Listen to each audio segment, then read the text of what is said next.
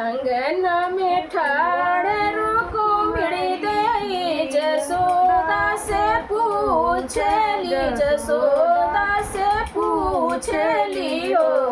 अम्मा काहे रे नागरिया गुले जारत काहे रे बधैया बाजे काहे रे बधैया बाजे अब हिंत भादो के महिन मानई बाटे और शुभ दिन मान और शुभ दिन मान हो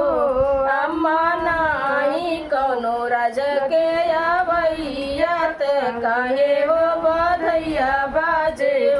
अम्मा नहीं कौनो राज के अवैयत काहे हो बधैया बाजे हो कैसन बहुवर बहुरैलू त कुछु नाही जानेलू कुछु नाही जानेलू हो बहुवर या झूललई छठी माई के पूजनवा एही से सनैया बाजे हो बहुवर या झूललई छठी माई के पूजनवा एही से सहनैया बाजे हो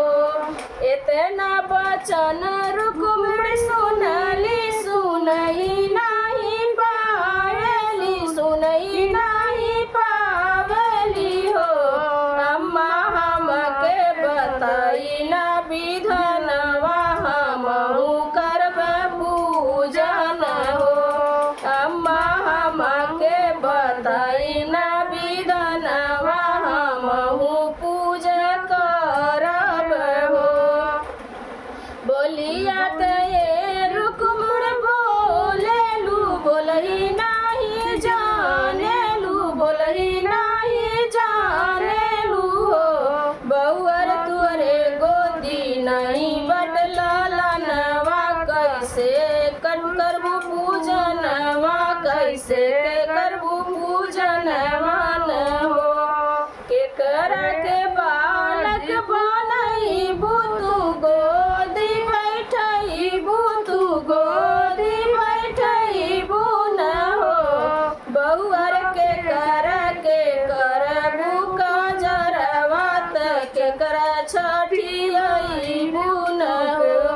बहुअर के करबू काजरवा के कर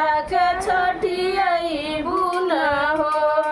इतना बचन रुक्मिणी सुनली सुनई नहीं पावेली सुनई नहीं पावेली हो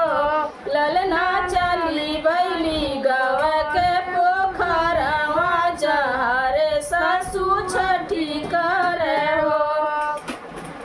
ललना चली भैली गाँव के पोखरवा जहरे सासू छठी करे हो उसके बालक बनवली त गोद बैठावेली गोद बैठावेली हो ललना कुस के करेली काजरवा त ओही के छठियावेली हो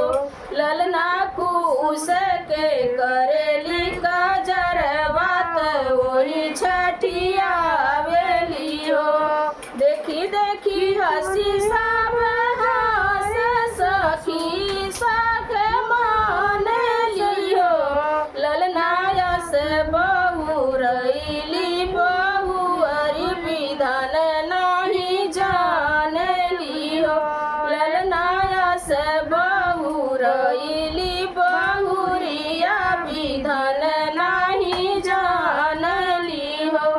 एक मास बीतल दूसर मास अवरो रे नव मास अवरो रे नव मास हो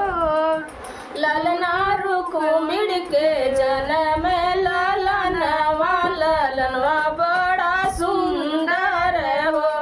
ललना रुक्मिणी के जन्म होरिलवा बड़ा सुंदर हो देखी लेली गाँव घर सखिया